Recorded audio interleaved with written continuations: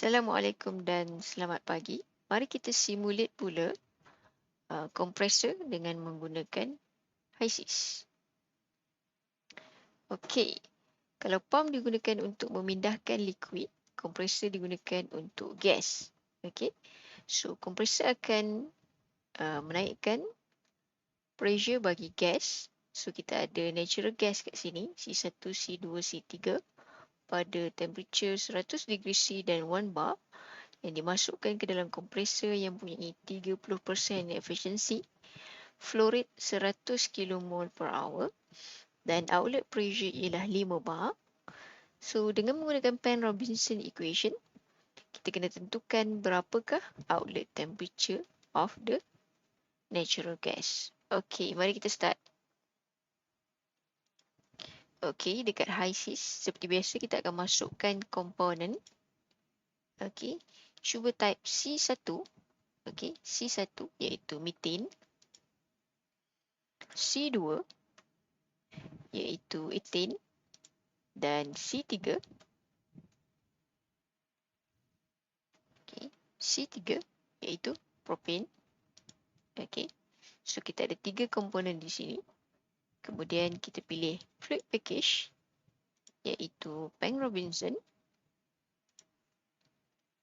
Okey. So kita pergi ke bahagian simulation. Pilih compressor. Okey. Ambil material stream. Okey, masukkan information dekat material stream ni. Saya nak biarkan sebagai 1 pada suhu 100 degree C dan pada 1 bar dengan molar flow rate ialah 100 kmol per hour.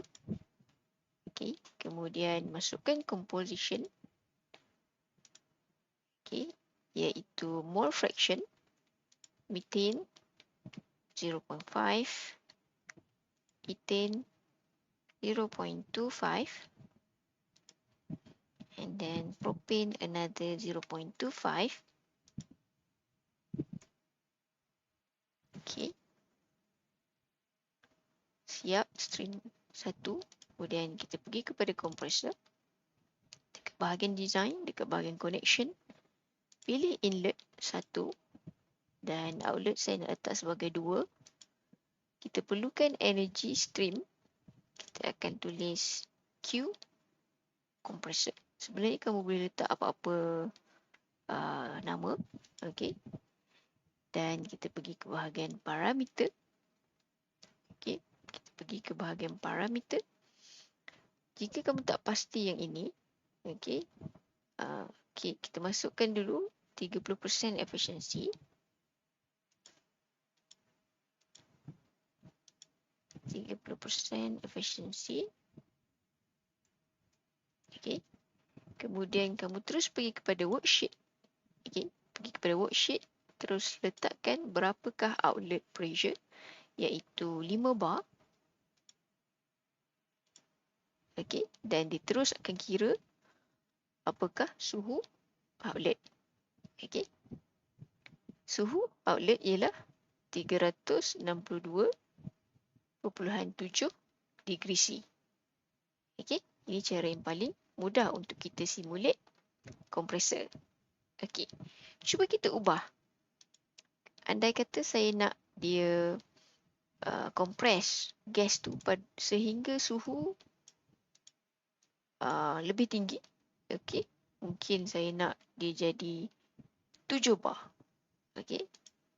So bila pressure meningkat, temperature juga meningkat. Okey. So ini adalah salah satu kegunaan HYSYS, kegunaan simulation. Okey. Jika kita ubah sahaja parameter di sini, kita nak tengok dia akan kirakan kepada kita parameter seterusnya. Contoh saya ubah suhu yang masuk. Okey, suhu yang masuk saya ubah jadi 90. Jadi suhu yang keluar juga akan berubah. Okey. Di molar flow rate tidak berubah, tetapi temperature dengan pressure akan berubah. Okey. Okey, itu saja untuk video kali ini.